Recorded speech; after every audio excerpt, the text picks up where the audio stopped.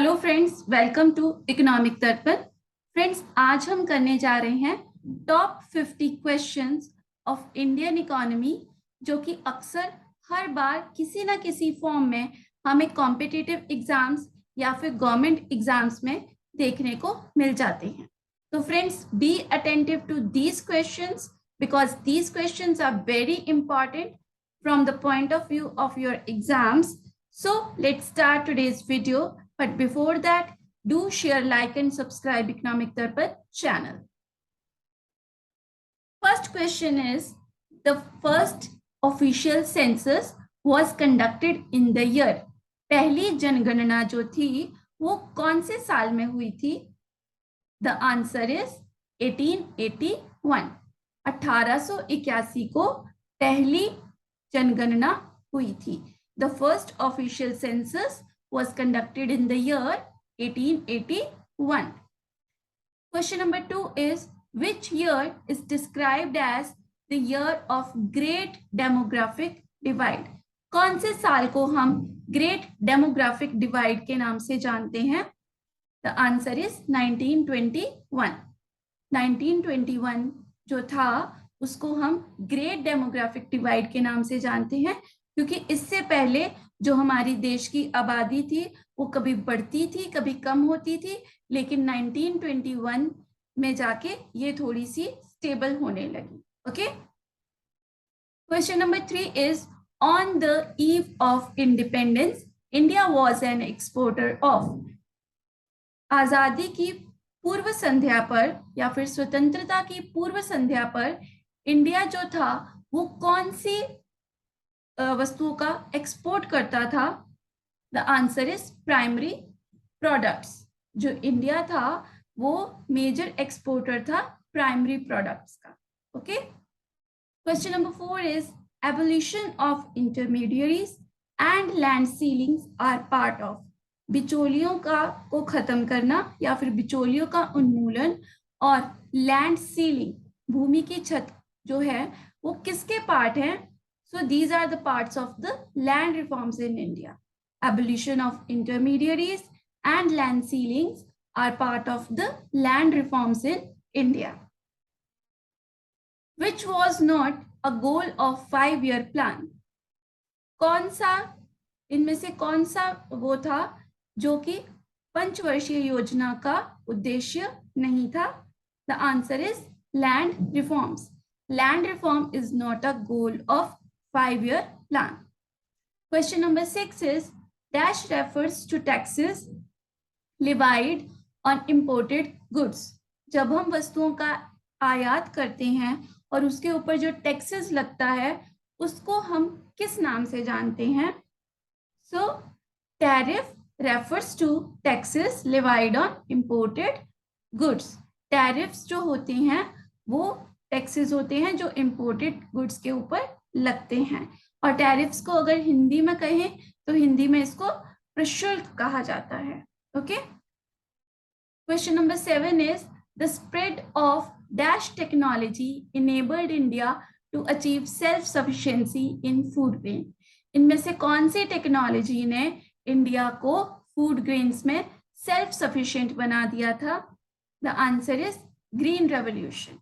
The spread of green revolution technology enabled India to achieve self-sufficiency in food grains.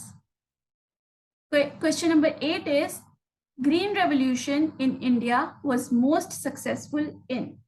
जो green revolution था वो India में कौन से एरियाज में ज्यादा सक्सेसफुल हुआ था? Answer is wheat and rice. गेहूं और चावल के एरियाज में, गेहूं और चावल के उत्पादन में ग्रीन रेवोल्यूशन सबसे सफल था. Inward looking trade strategy aimed at protecting domestic industries from dash competition. अपनी घरेलू इंडस्ट्रीज को बचाने के लिए जो इंडिया ने इनवर्ड लुकिंग ट्रेड स्ट्रेटजी अपनाई थी वो कौन से कंपटीशन से बचाने के लिए बनाई गई थी? Answer is international competition. So inward looking trade strategy aimed at protecting domestic industries from international competition.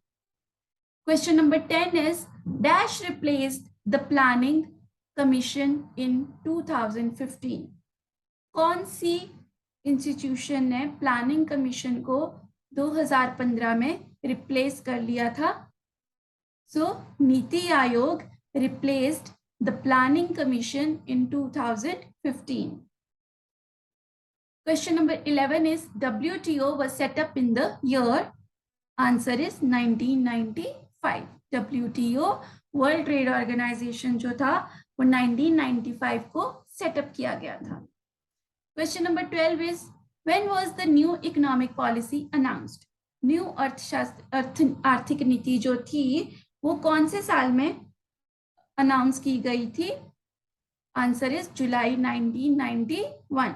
जुलाई 1991 को न्यू इकोनॉमिक पॉलिसी अनाउंस की गई थी.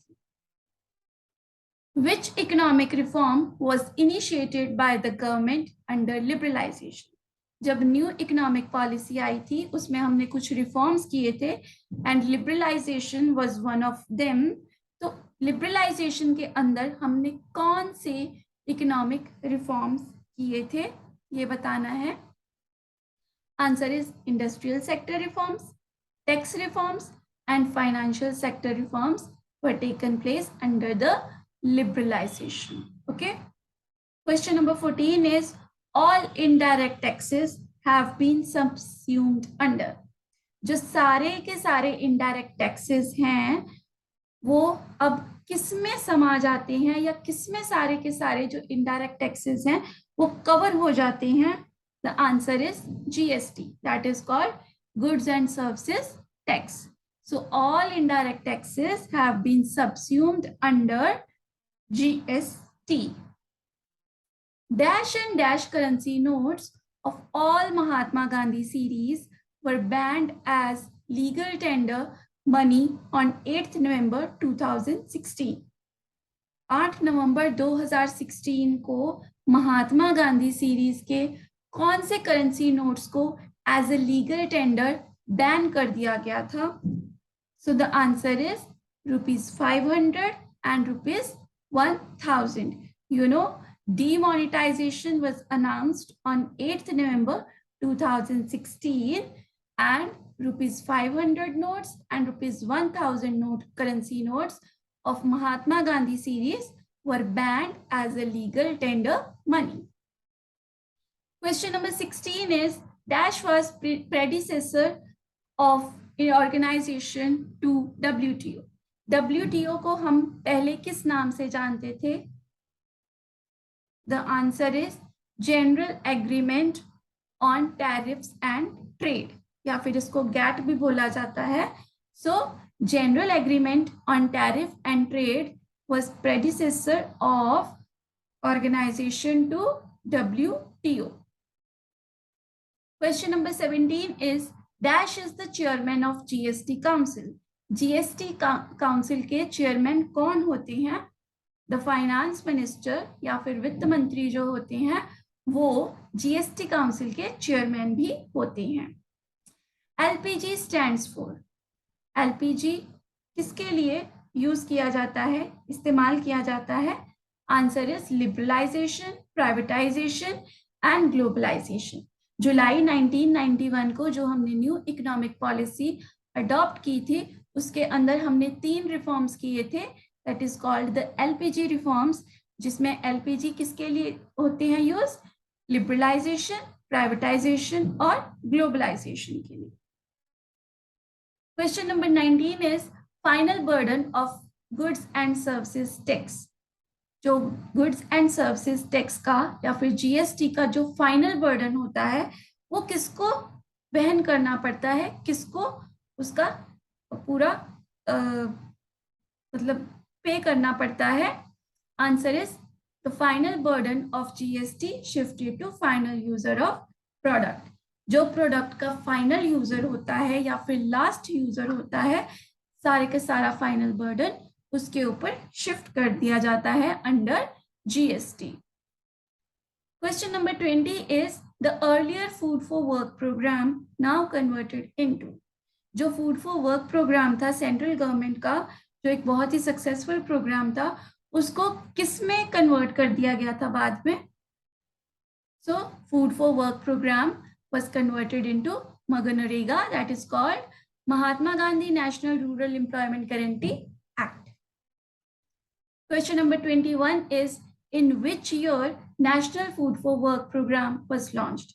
जो National Food for Work program था वो कौन से साल में लॉन्च किया गया था? In the year 2004. Question number 22 is, which organization collects data on poverty in India? Bharat में गरीबी से रिलेटेड जो डाटा होता है वो कौन कलेक्ट करता है?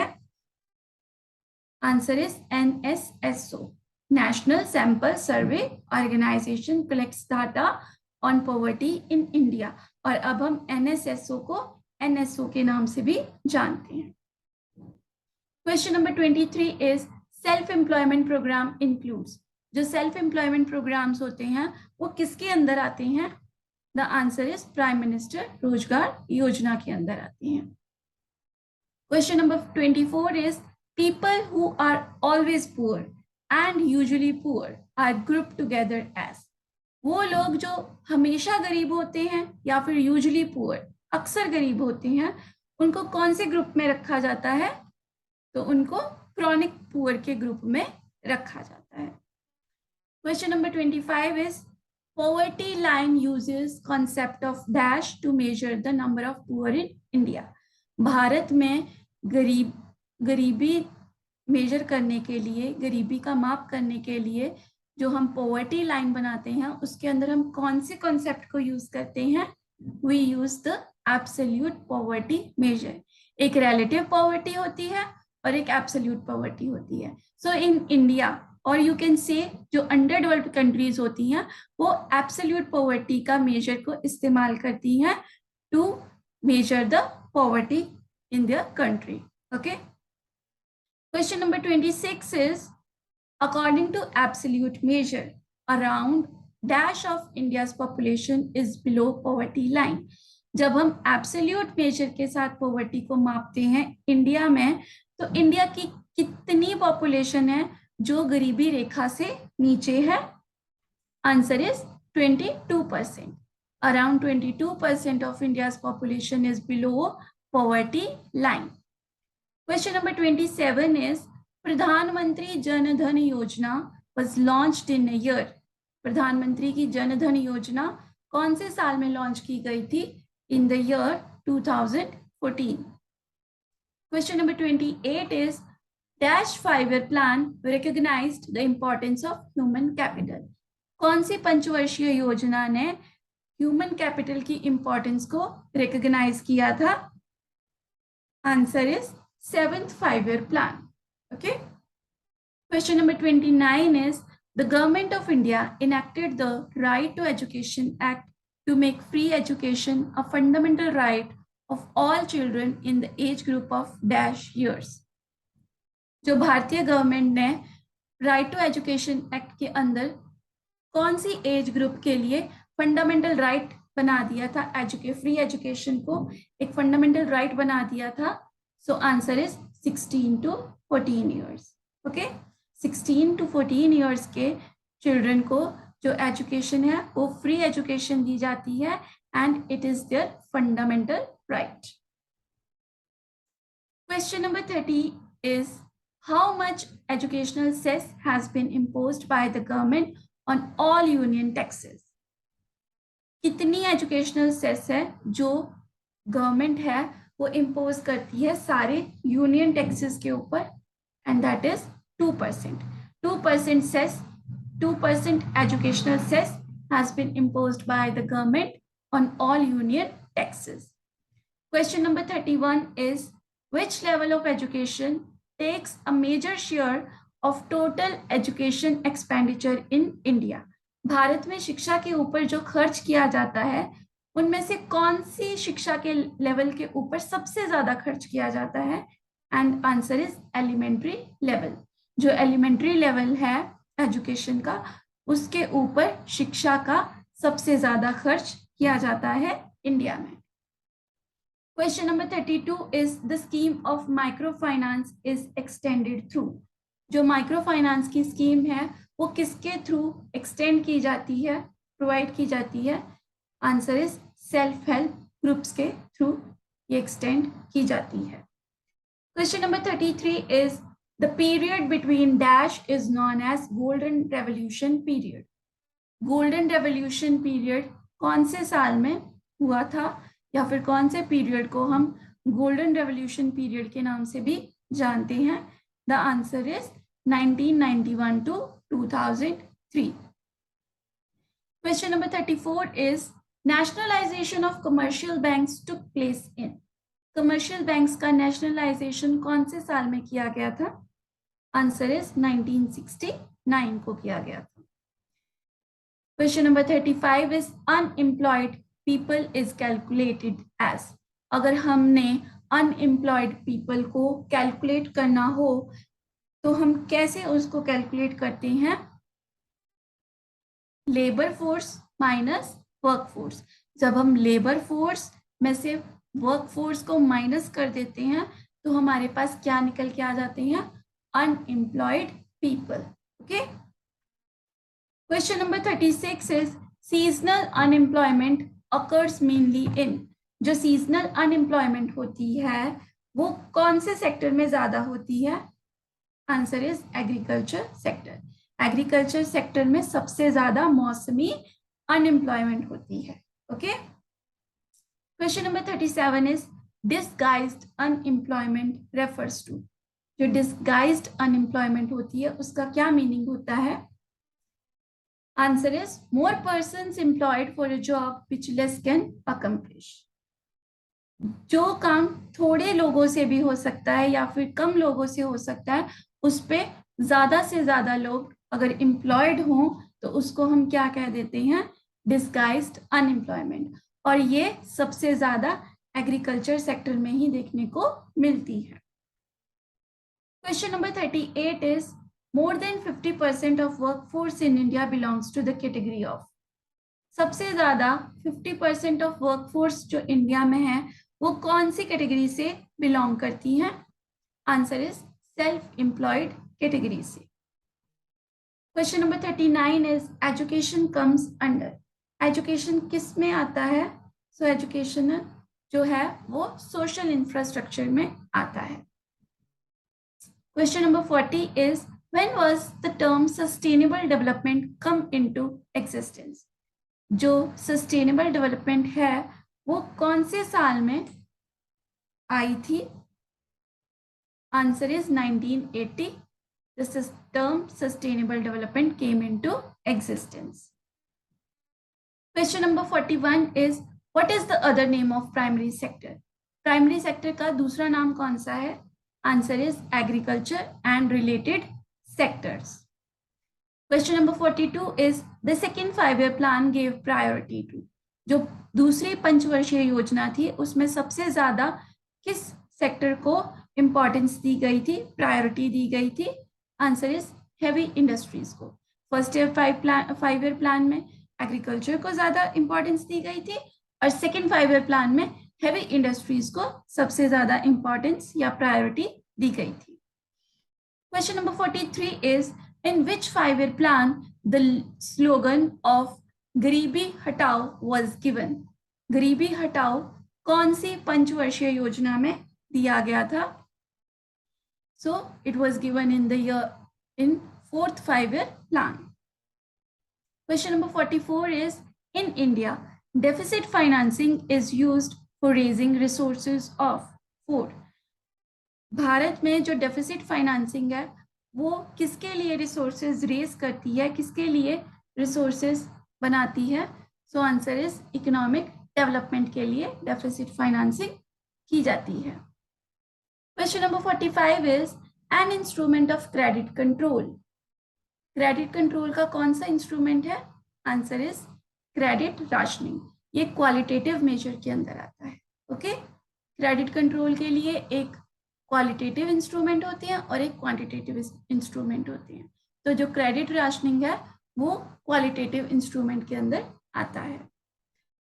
Question number 46 is in which stage of demographic transition is the population growth rate is highest.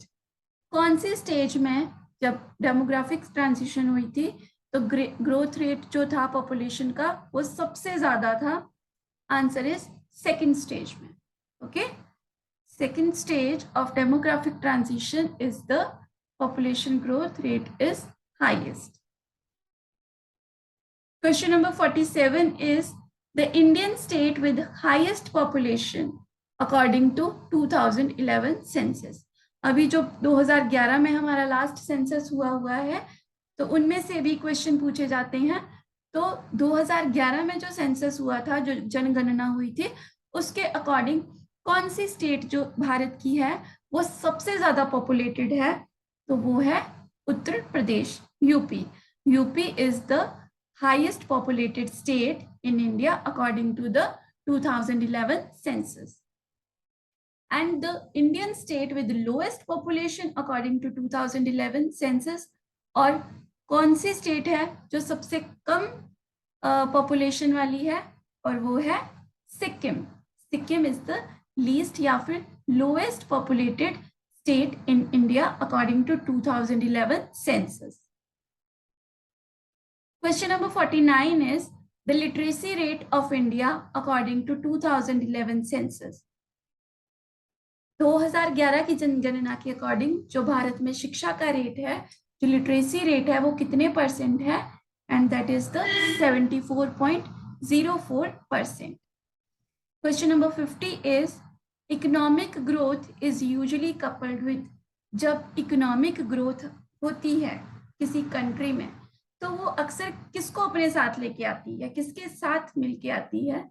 The answer is inflation, महंगाई के साथ. Okay, so these were some of the important questions of Indian economy which usually comes to the exams.